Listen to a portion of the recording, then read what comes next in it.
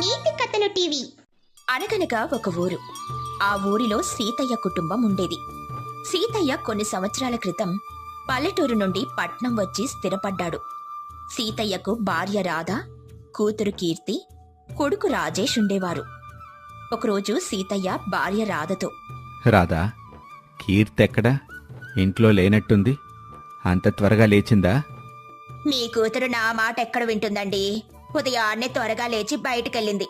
ఎక్కడికమ్మా అని అడిగితే బయటికెళ్ళేటప్పుడు ఎక్కడికని అడగకూడదమ్మా అని చెప్పేసి వెళ్ళిపోయింది.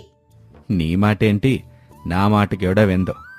పట్నంలో ఉంటున్నాం గదా, పిల్లలు హుందాగా జీవిస్తారని అనుకున్నాను. పల్లెటూరి వాతావరణం వాళ్ళకొద్దని చెప్పి పట్నంలో పెంచుతున్నాను. మీరే కదా పిల్లలకిష్టమైన చదువు చదివించాలని చెప్పి కీర్తి ప్రజల్లో ఉన్న సమస్యలకు ప్రభుత్వానికి తెలియజేసే పత్రికల్లో పని చేయాలనుందంటే ఆ చదువు చదివించారు.